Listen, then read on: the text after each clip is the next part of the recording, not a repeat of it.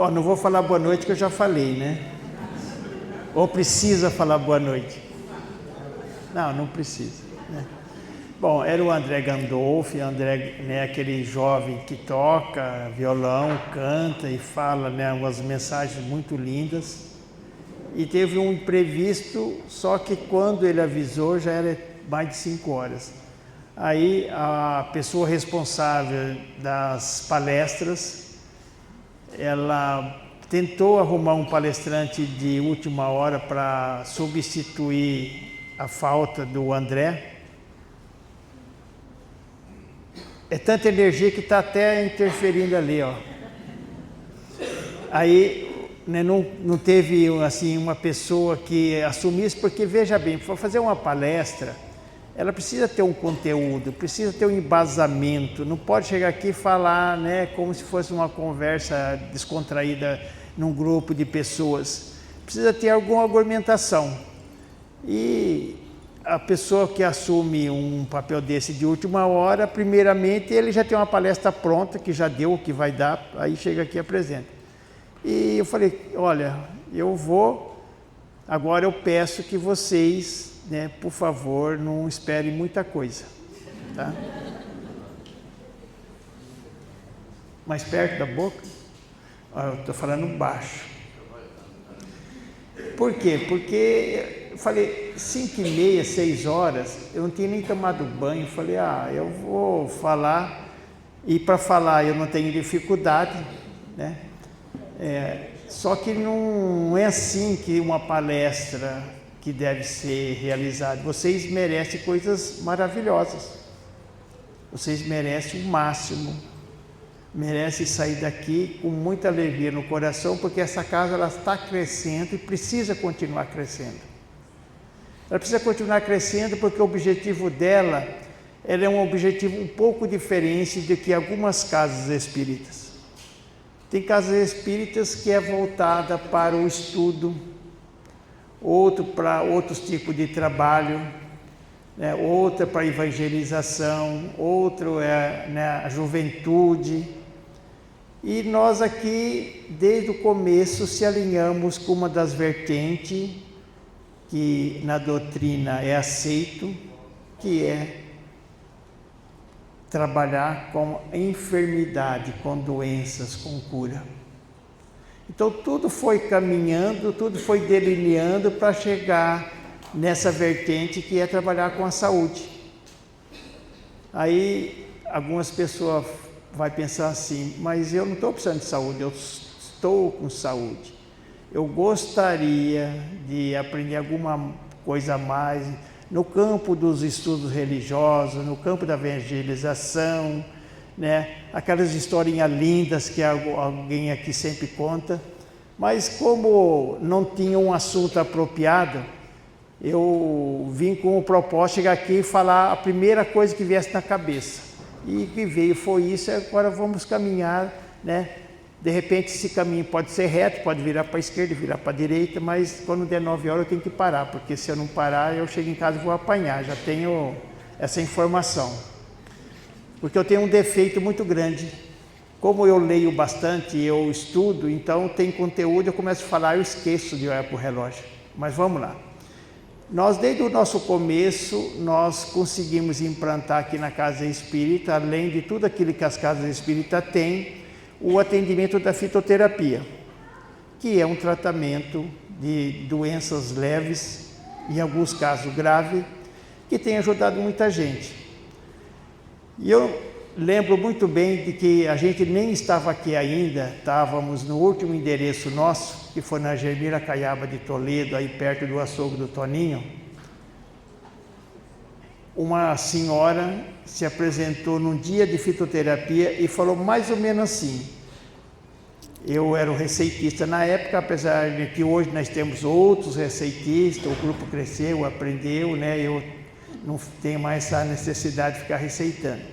Mas ela falou na época assim, eu tenho 44 anos de idade, e eu tenho 22 anos de casada, gostaria muito de ser mãe, mas não foi possível até o momento.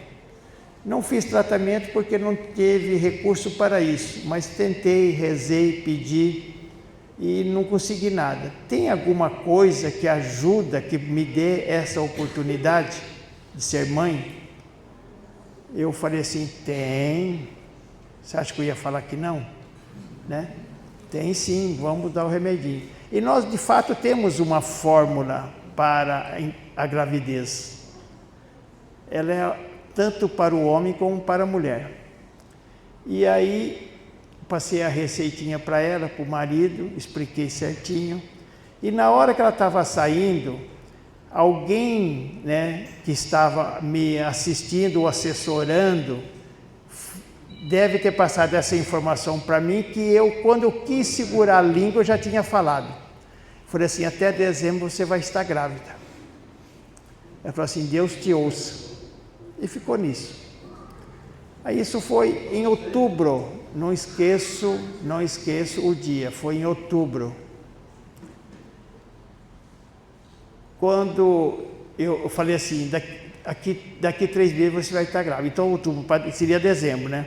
Aí nós estamos construindo isso aqui, estava no mês de maio, eu vim aqui todos os sábados e domingos acompanhar essa obra, porque é minha profissão ser pedreiro. Então de pedreiro eu entendo um pouco.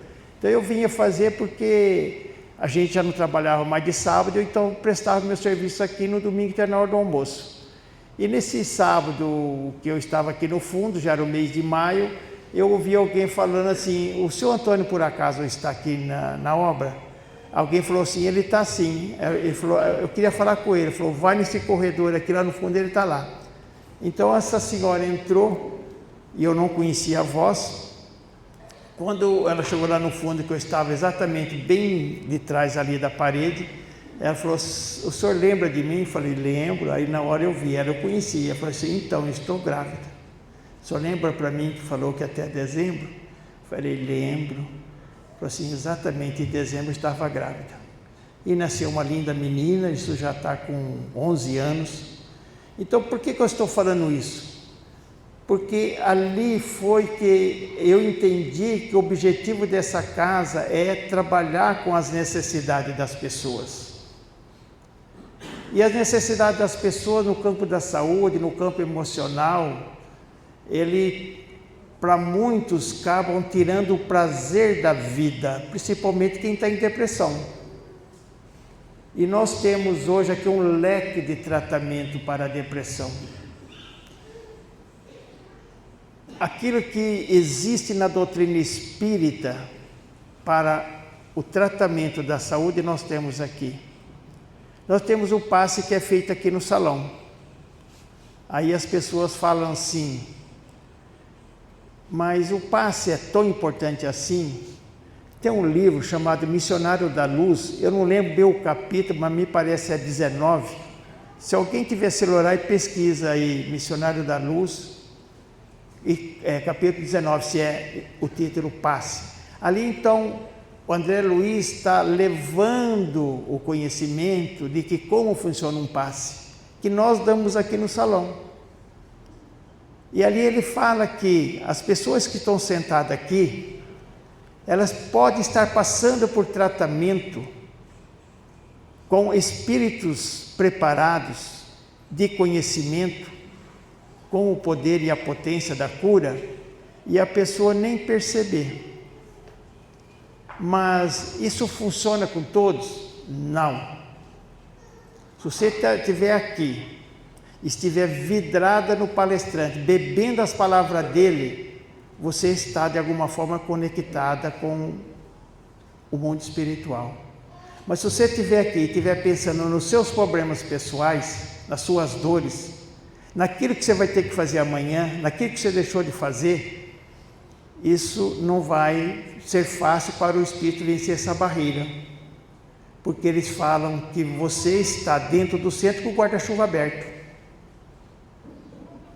Então, isso serve para todos que gostaria de que fosse agraciado com alguma ajuda espiritual durante a palestra, se concentrar na palestra, se concentrar naquilo que está sendo levado. Porque às vezes os que os palestrantes estão falando nem é do conhecimento dele, nem é daquilo que ele gostaria de falar. Está falando aquilo que um benfeitor está transmitindo por um tipo de mediunidade que quem estuda mediunidade sabe. Os espíritos não precisam incorporar para fazer um médium transmitir aquilo que ele quer. Pode fazer isso pela inspiração. E isso é feito. Então, o tratamento começa desde a hora que nós entramos no centro espírita. Segundo as informações espirituais, começa-se não na hora do ato, mas começa desde que nós entramos. E por isso seria até o correto e o ideal que quando nós chegarmos na casa espírita, a gente desligasse do mundo material, dos compromissos, e ficasse em oração, em prece, quietinho, em silêncio. Aí a gente percebe que isso é quase que impossível. Eu não vou ficar falando nada não, porque senão eu vou passar por chato. Eu quero ser o bonzinho da história e não o chato. Mas eu gostaria que isso fosse respeitado, para o bem de todos. Mas infelizmente, a gente não pode querer que o outro seja o que nós queremos, ou que nós somos, né? Nós temos que respeitar tudo aquilo. E como aqui o nosso objetivo é ser útil, então a gente nem fica falando tanto. Eu já falei aqui tantas vezes, parei de falar, porque não adianta mesmo, então para que eu vou ficar me indispondo? O correto é quando entrasse aqui desligar o celular, isso era o correto, mas isso não acontece, né? Mas cada um faz o que quer. Eu já disse, se você ficar com o guarda-chuva fechado, você está recebendo. Se você ficar com o guarda-chuva aberto, não vai respingar em você nada. Porque o que faz um guarda-chuva num dia de chuva? Ele canaliza as gotas na sua cabeça, ou ele permite que ela se espalhe e não te molhe? Bom, então nós falamos do passe. Aí nós temos, além do passe, que é algo maravilhoso, quem lê o capítulo 19 do Missionário da Luz, caso a minha memória não esteja falhando, que eu não ia falar disso, nem pesquisei, mas ali o André Luiz explica como é que funciona o passe. O passista está dando passe e um espírito está junto com o passista, fazendo a junção das energias vitais do médium, a sua transmissão de desejo e pensamento e a potência espiritual do espírito transmitindo para o paciente, deixando ele renovado, deixando ele, vamos dizer assim, energizado e muitas das vezes curando pequenos inícios de uma enfermidade ou de uma doença. Porque a enfermidade, um tumor, por exemplo, o tumor não começa do dia para a noite e de repente se amanhece no outro dia com aquele volume exagerado. Ele começa no corpo mais sutil que nós temos, fruto da nossa invigilância, fruto do nosso desleixo, pensamentos, das mágoas, dos ressentimentos, da falta do perdão. Então o ser humano, ele não é apenas um corpo de matéria, de carne, osso, pele e cabelo. Esse corpo humano é apenas a vestimenta do espírito. E o espírito é como se fôssemos uma cebola. Imagina uma cebola para ficar mais fácil de tentar interpretar o que eu quero dizer. O miolo da cebola seja o espírito. A primeira camada é um corpo espiritual que tem um nome. A outra camada da cebola é outro corpo que tem também um nome. O outro camada da cebola é outro corpo espiritual que também tem um nome. E esses nomes são os corpos astrais, mentais e causais, os mais conhecidos. Astral, mental e causal. Astral é o mais próximo do perispírito, porque depois do astral vem o perispírito. É ali que está registrada as sensações, as emoções. Pessoas que têm aquela euforia ela está contida nesse corpo. A pessoa que está deprimida é ali que está contida nesse corpo a causa da sua depressão ou da sua infelicidade. O corpo causal é o corpo onde fica registrado as causas que nós temos feito em outras vidas ou nessa vida, fica tudo registrado aí no causal. E o mental, onde está a inteligência, a capacidade.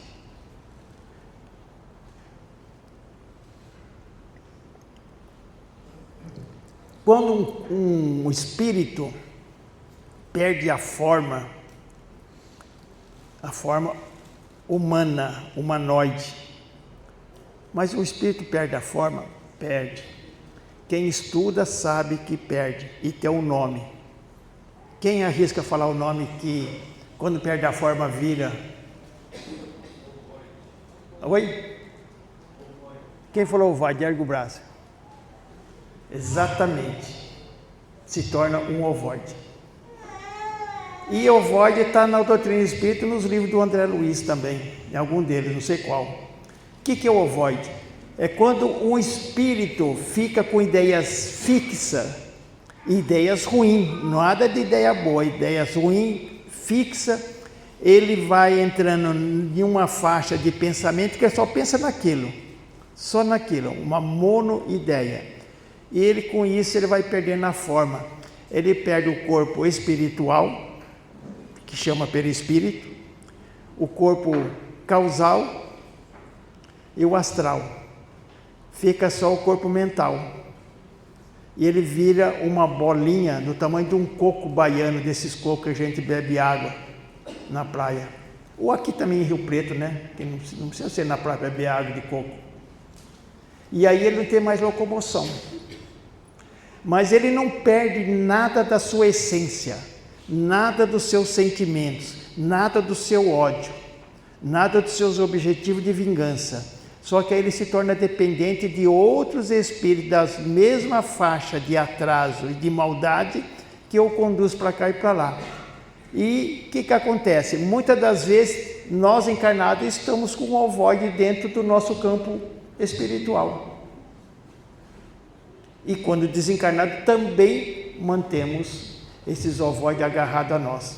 Muitas doenças, elas não são detectadas por exames, porque são energias espirituais. E pode ser que numa dessas energias seja um ovoide que esteja grudado no fígado, no baço, no intestino, no estômago, no útero das pessoas.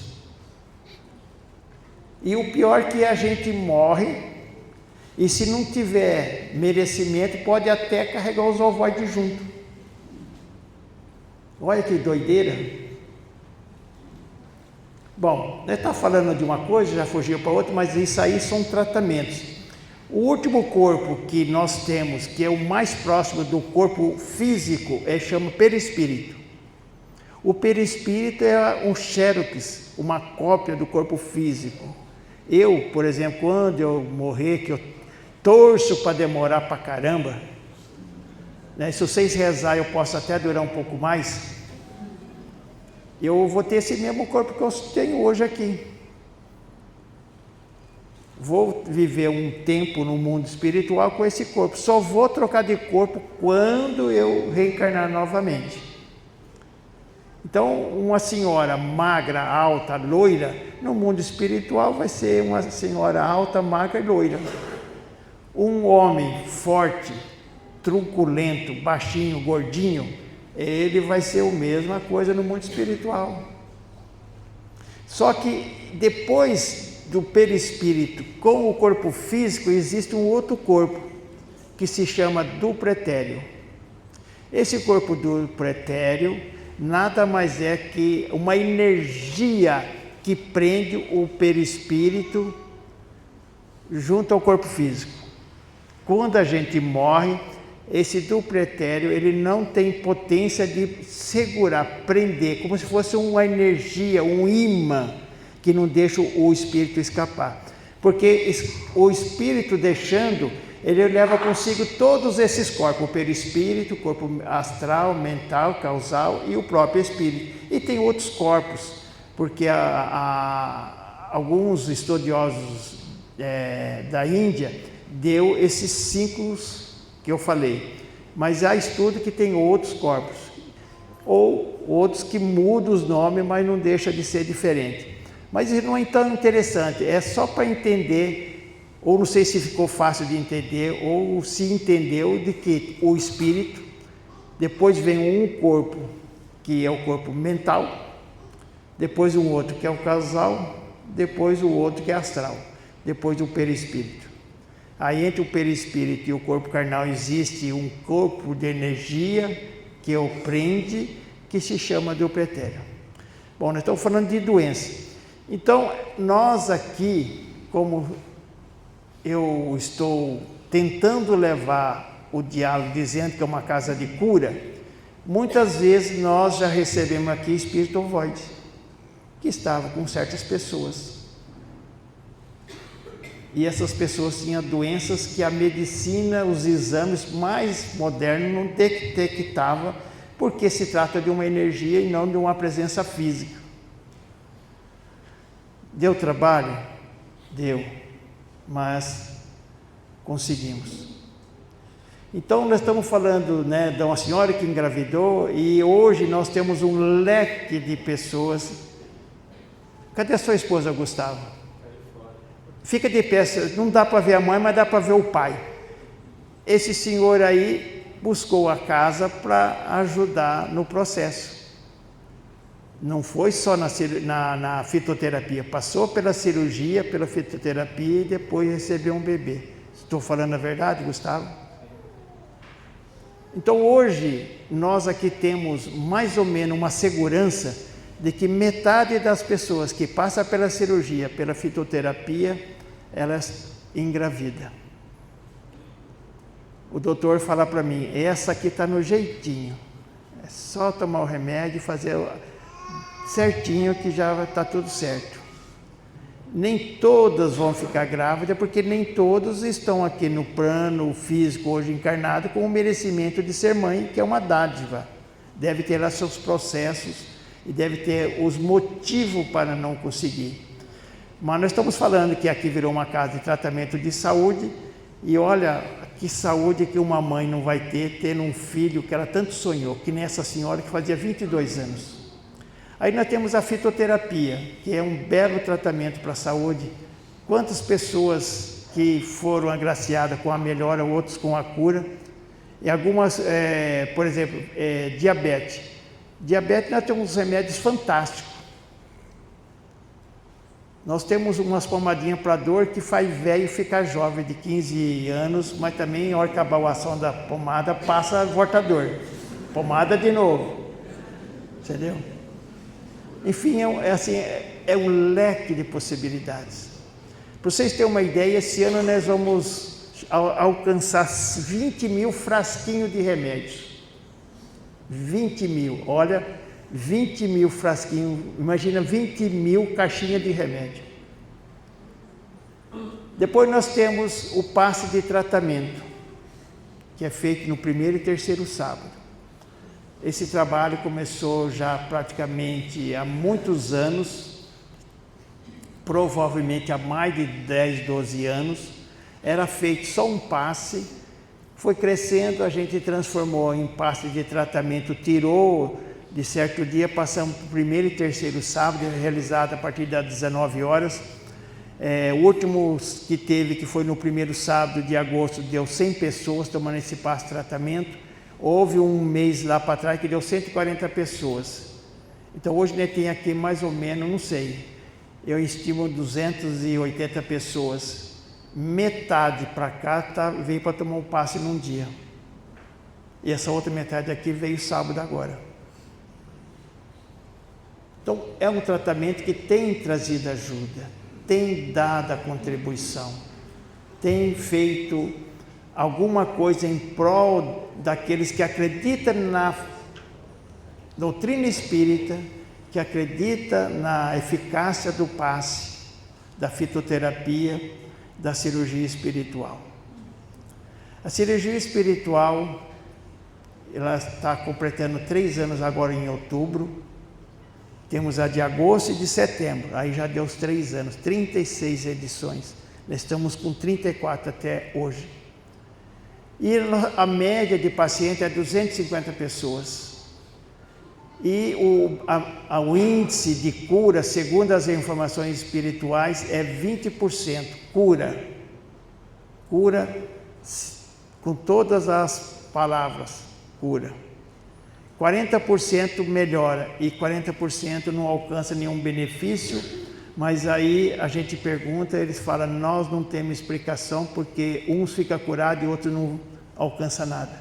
Deve ter o porquê. Porque nós bem sabemos que a doença, ela para muitos é uma bênção. Porque nós precisamos de passar pela doença para resgatar aquilo que nós já fizemos de errado. Que Jesus chamou quando curava as pessoas, ele dava um nome. Que nome que Jesus falava?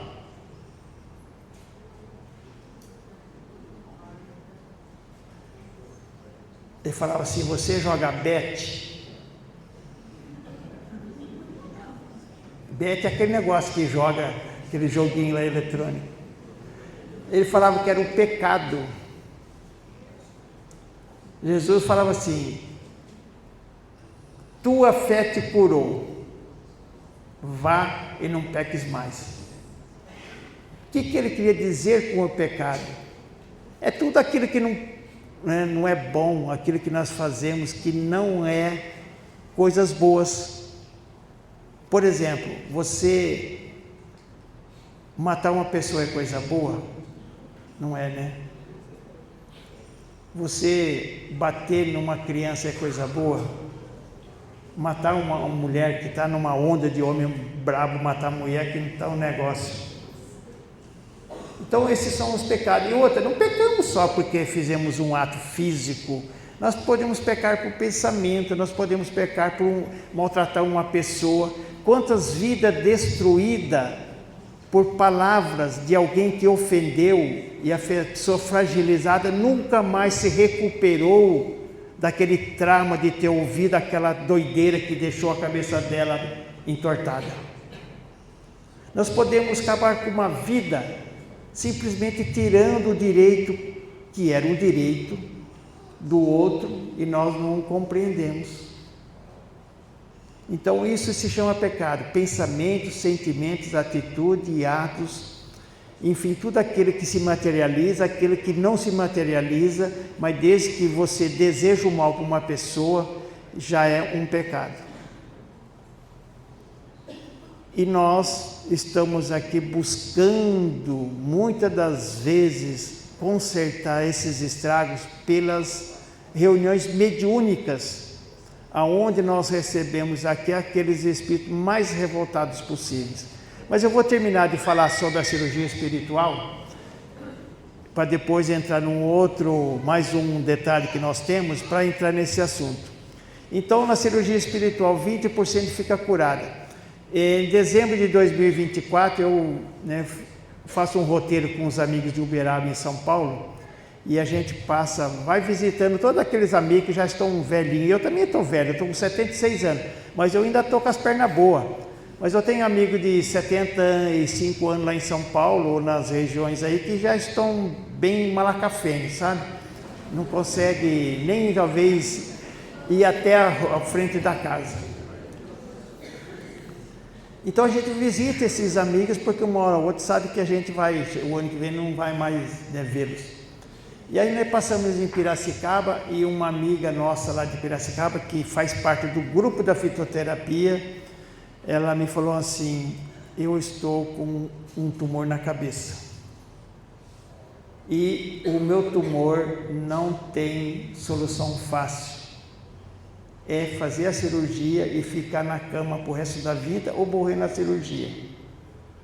Eu estou desesperada. Ela já não tem um marido, né? Que o marido dela morreu num acidente.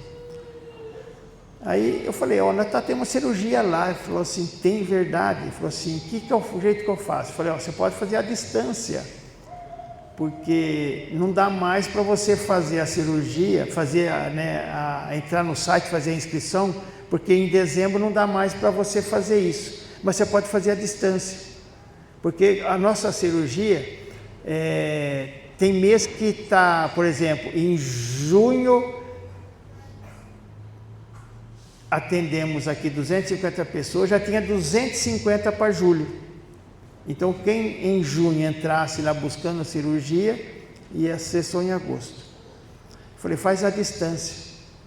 Falou assim, eu vou fazer. Aí passou o site, ela se inscreveu, fez, né, o que deve ser feito. Que tem pessoas que querem sarar à distância, tanto no passe nosso aqui como na cirurgia, só que chega no dia da cirurgia, ele esquece e vai fazer a rotina dele. Aí não tem jeito de os espíritos fazer uma cirurgia numa pessoa dentro de um boteco, ele tomando cerveja, tem? Jogando bola, já pensou o espírito sair correndo atrás do cara e o cara com a bola e corre, né, pura para cabecear. Tem jeito? Não tem, fica em casa na cama, rezando que dá certo. Bom, passou no outro ano, em agosto em dezembro de 25, eu fui lá. Ela, quando me viu, né, foi com meus amigos, tá? Não foi sozinha. Ela saiu correndo, me abraçou e chorou. Eu falei, o que eu fiz? Não estava entendendo, eu tinha esquecido da cirurgia dela. Ela falou assim, eu estou curada. Aí que caiu a ficha. Falou assim, você veio aqui em dezembro, fiz a cirurgia em terceiro sábado de dezembro, que em dezembro é no terceiro sábado. Quando foi em fevereiro, foi fazer os exames e não tinha mais nada. O tumor desapareceu. Isso não é um caso isolado. Eu estou falando que 20% de 250, quem é bom de matemática, ele faz a conta na hora. 250 vezes 20% dá quanto? Pumba, 50. Então, todo mês, praticamente 50 pessoas, pouco mais, pouco menos, fica curado. Enfermidade gravíssima. Teve gente com câncer no estômago, intestino, no cérebro, né? E, enfim, outras enfermidades. Então, é uma alternativa, é uma possibilidade que a nossa casa tem de atender e ficar nesse campo da saúde.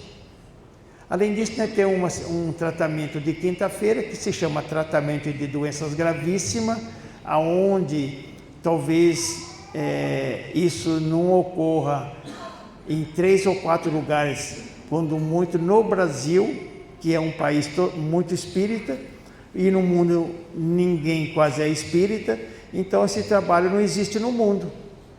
E nós temos aqui naquela última sala lá, é um trabalho muito, que requer muita disciplina, muito respeito, e que as curas e os benefícios têm alcançado a todos, aqueles que buscam com fé.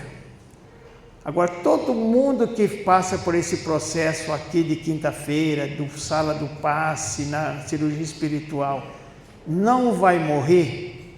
O que vocês acham?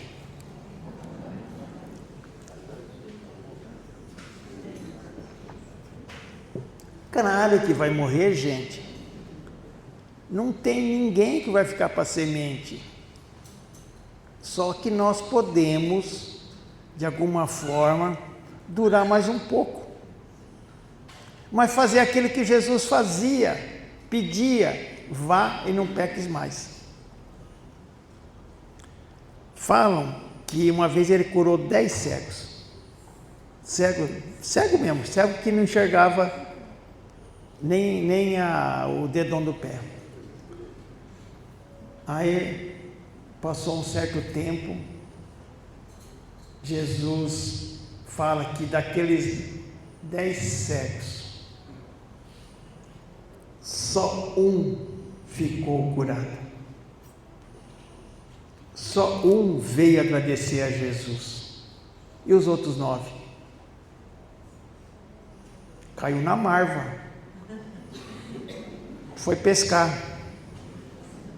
Estava bom, começou a enxergar. Só que não peques mais. Não mudaram nada, uma vírgula, continuou pecando, pumba, ficou cego de novo. Então é isso que acontece. Quando Jesus falou não peques mais, ele está dizendo que nós temos que deixar de odiar, temos que deixar de ser ruim, Temos que deixar de ser tudo aquilo que nós somos, que é o nosso, vamos dizer assim, a nossa característica mais forte, e moldar o nosso conceito de vida. Nós não estamos aqui para cuidar, embelezar, endeusar o corpo físico, porque quando eu era jovem eu era magrinho, pesava 58 quilos, olha o tamanho da minha barriga hoje. E tem muitos homens que estão que nem eu, barrigudinho. Mas daqui a pouco também isso aqui não vai virar nada, porque mais anos, meios anos, eu pumba, vou morrer, isso aqui vai acabar tudo. E o que vai sobrar? O espírito. E nós não temos ainda a consciência de trabalhar para o espírito, nós trabalhamos para a matéria. Nós fazemos tudo para a matéria. O que nós fazemos para o espírito? Quase nada. Quase nada. Quando acha um que trabalha um pouco para o espírito, já começa os falatórios que aquele é um bobão. Antigamente falava que aquelas senhoras que ficavam atrás do padre, tinha um nome, né? Que aquelas mulheres ficavam atrás do padre. Quem lembra dos nomes que elas tinham? As beatas do padre, né? As coitadinhas estavam querendo cuidar da alma. E aí as outras mulheres vaidosas ficavam chamando elas de beata do padre. Então nós estamos aqui entendendo de que nós precisamos cuidar da alma. É evidente que não vai relaxar com o corpo físico. Nós precisamos da higiene, precisamos tomar remédio, cuidar da saúde. E se pudermos embelezar, mas nunca deixar a vaidade ser mais forte que a caridade. O grande mal nosso é que a vaidade domina a caridade. E a caridade não domina nada. Nós aqui não podemos reclamar desse, vamos dizer assim, desse tema de colaboradores, porque no dia da cirurgia dá mais de 100 colaboradores aqui, dá mais de 100. Então significa que são 100 pessoas que chegam aqui às 6 horas, 6 e meia, fica até às 4 horas, se doando um dia por mês pelo menos. Tem gente que vem do Rio Grande do Sul, Porto Alegre, vem de São Paulo, vem de Brasília, lá de Sorocaba. São pessoas que vêm permanentemente. Umas de Cascavel veio, gostou, vai voltar agora de novo. Então são pessoas que estão pensando no futuro da alma, enquanto os outros não estão nem aí. Acha que está bom, continua assim, só que muitos andam sempre perrengadas, porque não se volta para a alma, volta-se para o corpo físico, o mundo material. Tem uma historinha, como a hora não quer passar, que tem que parar 9 horas, né? Ainda falta 16 minutos. E eu estou acabando com o meu estoque. Então eu vou contar uma historinha, para melhorar um pouco.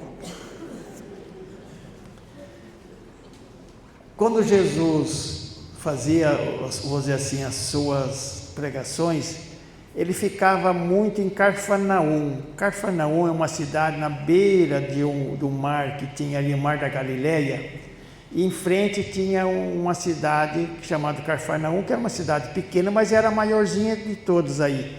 E aí então, nessa cidade que morava Pedro e o irmão dele, o André. E Jesus,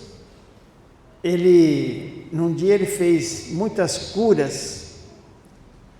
E exatamente nesse dia foi aquela cura que ele curou aquele homem que entrou pelo telhado. Falando da cura do aleijado que entrou pelo telhado, acho que muita gente vai lembrar, né? Quem não lembra é porque nunca leu nem a Bíblia, né? Então, na verdade, não era assim, entrou pelo telhado. Como ali em Cafarnaum era muito quente, e de noite refrescava bastante aquela brisa do lago Genezaré, ou do Mar da Galileia, como era chamado, que não era uma grande coisa, era 18 quilômetros de comprimento por 12 de largura esse mar. Hoje não é mais. E as casas então eram muito baixinhas, assim, uma pobreza muito grande, há 2000 anos, né? A pobreza hoje existe e antigamente era muito pior. Então eles faziam assim, um tabuado na frente da casa, que quando estava muito quente, então eles pegavam e iam dormir em cima daquela área, porque ficava assim, de alguma forma, recebendo a brisa do mar. E tinha uma escadinha que descia para dentro da casa. Então esse homem que entrou pelo telhado, ele não entrou pelo telhado, ele entrou exatamente por essa varanda, que não era muito alta, e lá ele desceu pela escada e desceu na sala onde estava Jesus, e levaram aquele homem lá que parecia uma múmia, né? Era um aleijado assim, endurecido, como se fosse feito de gesso. Puseram aquele homem lá magro, sujo, cabelo encebado, na frente de Jesus, e Jesus olhou para ele e falou assim: Jezebel, você quer que eu te cure? Ele falou assim: o senhor me conhece? Ele falou assim: te conheço, Jezebel, te conheço muito bem. Ah, estou maravilhado. Você quer que eu te cure? Eu quero. Então Jesus falou: levanta e anda. Ele fez um esforço danado, tudo duro, só ergueu só a cabeça. Jesus repetiu: Jezebel, levanta e anda. Ele fez um esforço maior, conseguiu levantar pelo menos meio corpo, deitou de novo. Jesus repetiu. Aí ele fez um esforço maior, levantou, as pernas tudo atadas, dura, né? Ficou retinha, voltou os movimentos do joelho, da coxa, e ele começou a dar uns passinhos e tal, ficou bom na hora. Ficou curado. Ficou conhecido como a cura do aleijado que entrou pelo teto. Só que naquela noite Jesus curou outras pessoas. Ele curou uma senhora muito rica que tinha várias funcionárias. Naquele tempo tinha um nome, chamava, acho que era escrava ou era outro nome, nem lembro mais. Se alguém lembra como eram chamadas as mulheres que trabalhavam nas casas dos ricos, pode falar para a gente melhorar. Mas ela era cega, era normal, ficou cega e foi lá, Jesus curou também, ela voltou para casa curada. E Jesus curou uma outra pessoa rica e voltou para casa curado. Aí quando terminou tudo, né, porque esse trabalho começava à tarde, adentrava à noite, chegou a hora de deitar e Jesus não estava junto do grupo, mas ele tinha o hábito de, depois de todo esse processo, ele sair e fazer o tipo de uns minutos sozinho, como se estivesse agradecendo a Deus por aquele dia, pela oportunidade dos exemplos, das curas, uma meditação. E Pedro, que era o escudeiro fiel de Jesus, percebendo que ele não estava, já mais ou menos sabia que ele deveria estar na beira do mar, fazendo aquela meditação. Ele foi até Jesus, ficou uma certa distância e Jesus estava quieto e quieto ficou. Ele esperou um tempinho, Jesus não se moveu, estava silencioso. Ele andou mais uns passos, chegou mais perto, ficou ali mais um tempinho, mesma coisa. Chegou mais pertinho, mesma coisa. Jesus em meditação. Aí ele se adiantou um pouquinho e percebeu que Jesus estava chorando. Aí ele fala assim: mestre, por que está chorando? Não foi um dia maravilhoso? Quantas pessoas o Senhor curou? Quantos doentes ficou livre da enfermidade? Aí Jesus vira para ele e fala assim: Pedro, eu estou chorando, porque que adiantou eu fazer essas curas para essas pessoas tão endividadas? Você lembra de Jezebel? Eu falei assim: sim, muito bem, mestre, eu lembro. Eu falei assim: então, Jezebel nesse momento, ele está num bordel, usufruindo, porque ele era uma pessoa bem de vida, usufruindo da sua saúde e querendo descontar todos esses anos que ele ficou aleijado na cama e no resto da noite. Então se imagine que o Jezebel não estava aprontando na casa das primas, né? Ele falou assim: você lembra da fulana, aquela senhora rica que era cega? Ele falou assim: eu lembro, mestre, mas o que tem ela? Então, aquela senhora, ela era muito má, ela tratava as pessoas com um estilo de maldade tão grande, que enquanto que ela estava cega, ela começava a gritar pelas funcionárias, e as funcionárias passavam o máximo longe possível dela, porque ela sabia que ia ser ofendidas, e ela percebia os passos das pessoas e gritava e chamava pelos nomes, e ninguém vinha porque não tinha uma palavra dócil, uma palavra educada, era só ofensas. E ela, com a recuperação dos olhos, agora reuniu todas as suas empregadas, suas funcionárias, ou suas escravas, ou tinha outro nome, acho, né? Servas, isso, é exatamente esse nome que faltou no meu vocabulário. Tá ruim meu vocabulário, hein? Faltando uma palavrinha, servas do Senhor. Falou assim, ela está dando o maior esculacho, xingando, maltratando, e falando que daqui para frente o ferro e o chicote vai comer. Imagina que coração bom tinha essa velha, né? Falou, e o fulano,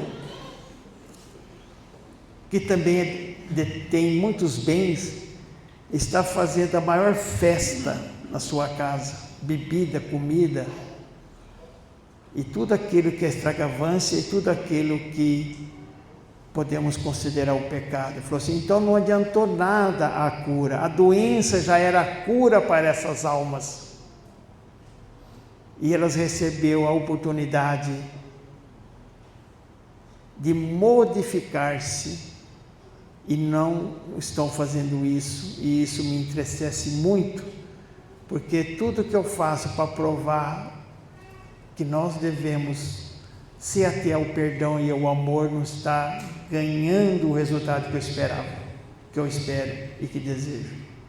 Então é a demonstração que às vezes a nossa enfermidade, ela é fruto das nossas necessidades.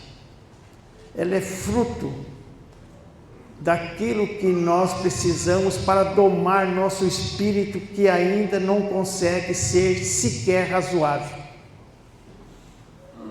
Porque muita gente esquece que até existe Deus, mas na hora que a doença chega com força, ele começa a falar, ai meu Deus, pelo menos fala o nome de Deus. Fazia anos que não falava, mas está doendo a barriga, ai meu Deus. E eu, agora que eu engatei numa quinta e peguei uma descida, eu vou me conter, só vou falar mais umas coisinhas para terminar no horário. Nós temos também aqui trabalho de desobsessão. E a desobsessão é um trabalho onde requer muita disciplina, conhecimento, aplicação e educação mediúnica. Mas nós temos ajudado muitas e muitas pessoas, inclusive de cometer o suicídio. E não é um número pequeno, não é um número grande de pessoas doentes. Eu lembro de um caso de uma criança de 9 anos na época, de uma cidade chamada Cajuru, que entrou numa crise de soluço e levou em todos os médicos de Ribeirão Preto, não achou solução para o soluço, e não tendo encontrado, né, o remédio, os médicos, que passou por 7 ou 8 médicos que é da especialidade, não encontrava solução, ficaram sabendo da nossa existência, nos procuraram e nós colocamos o nome da criança que eu trabalho mediúnico, quem era que estava provocando o soluço na criança. Não era um obsessor, era uma pessoa que amava demais a criança. Era a avó da criança. Aí, né, colocamos aqui, invocamos o espírito, ele veio, né, começou a falar, conversar. Aí eu perguntei por que ela estava lá, porque eu amo meu neto. Meu neto é assim, a alma que eu mais amo, eu não posso sair de perto dele, meu amor é muito grande, eu não consigo viver sem ficar perto dele. Eu falei assim, mas ele está bem de saúde? Ele falou, não está, nós temos um soluço lá meio estranho, mas eu não tenho nada a ver com isso, eu amo meu neto.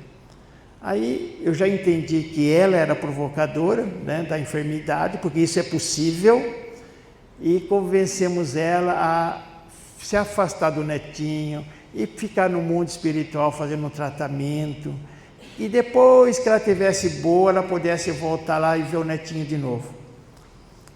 Bom, o netinho no outro dia parou de soluço, tirou a causa do soluço dele, que era a própria avó.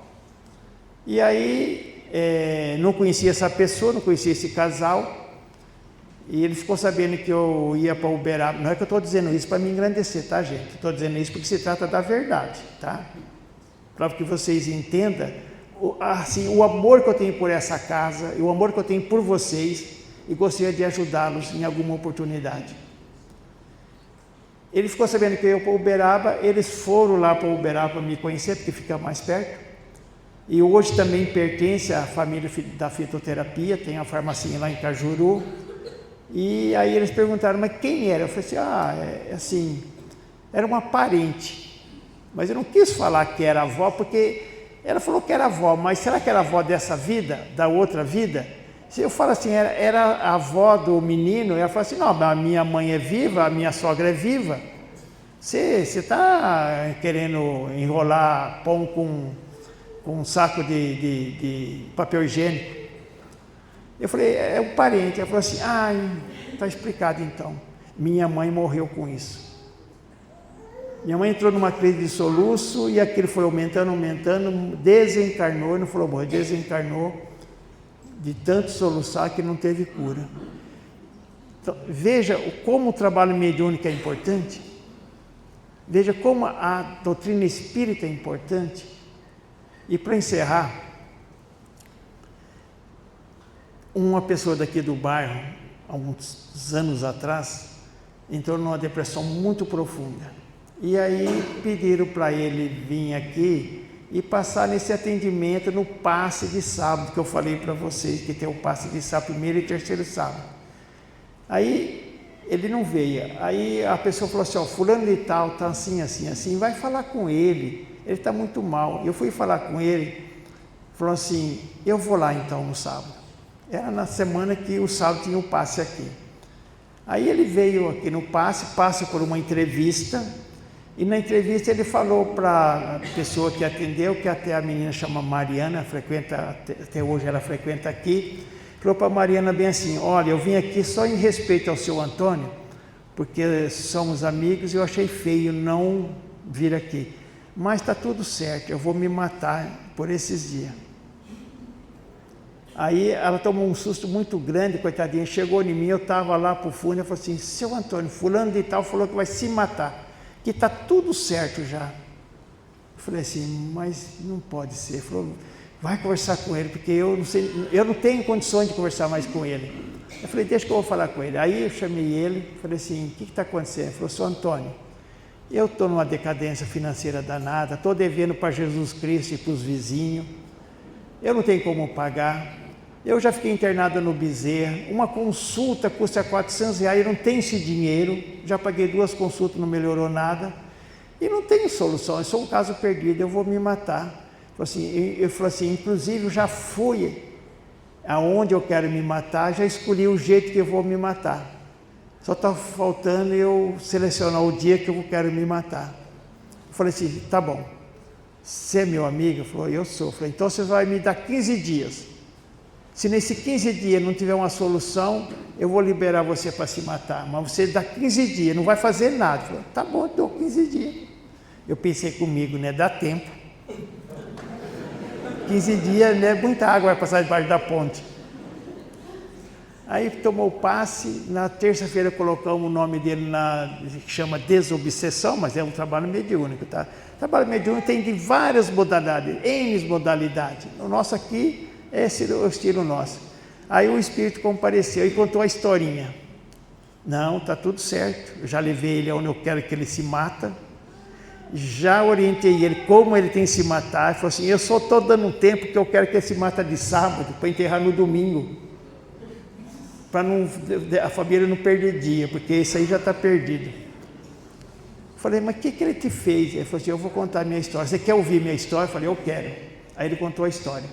Falou assim, em outra vida, você sabe que nem tem outra vida, né? Eu falei, eu sei, tal é que você está morto e o outro está vivo. Assim, na outra vida nós era sócio, a gente tinha um comércio. E um dia nós fomos numa festa e ele bebia água e eu bebia bebida. E eu fiquei bêbado. E na volta a gente vinha vindo, quando chegou num determinado lugar, ele estava só, ele me empurrou num penhasco e eu, quando cheguei lá embaixo, eu cheguei morto. Falou assim, quando eu tomei consciência, eu recordei o que ele fez comigo. Falou assim, e aí, você sabe o que ele fez? Ele falou assim, ele ficou com a minha parte, com a parte dele, e ainda casou com a minha mulher. Falei, ele fez tudo isso, falou, fez tudo isso, agora eu vou fazer com ele. Falou assim, ó, já falei para você, tá bom, tô indo embora. Falei, não, agora vamos conversar. Falei, então, você está vendo, ele fez isso com você, agora você vai fazer com ele. Falei assim, o que vai acontecer? Você não vai ficar eternamente no mundo espiritual, você vai nascer de novo. E ele vai estar como um espírito, ele vai te achar, vai fazer a mesma coisa. Porque quando um obsessor ataca uma pessoa, a gente fala assim, poxa, mas esse obsessor é ruim. Nada, ele está cobrando o que fizeram com ele.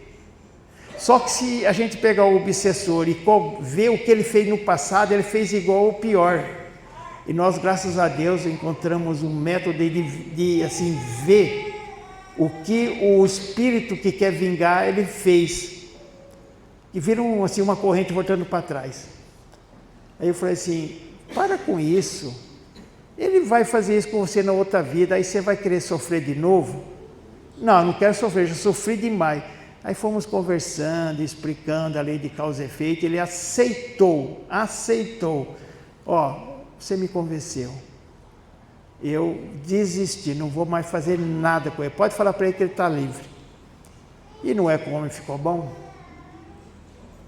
Aí chegou no dia que ele voltou aqui, né, para me dar, vamos dizer assim, a carta de euforia para ele se matar.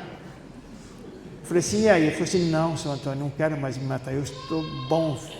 Não estou 100%, mas estou bom e eu tenho certeza que vou ficar melhor. Então veja bem, esse é o papel de uma casa espírita. Esse é o papel da nossa casa espírita que vocês tanto amam como eu amo. Nós estamos dando a oportunidade de almas encarnadas continuar o seu processo encarnatório e ali quitar suas dívidas, mas com mais serenidade, se livrando das tentações, principalmente do suicídio, que é a morte mais triste e mais penosa que tem. Desculpa, mas eu preciso parar. Muito obrigado.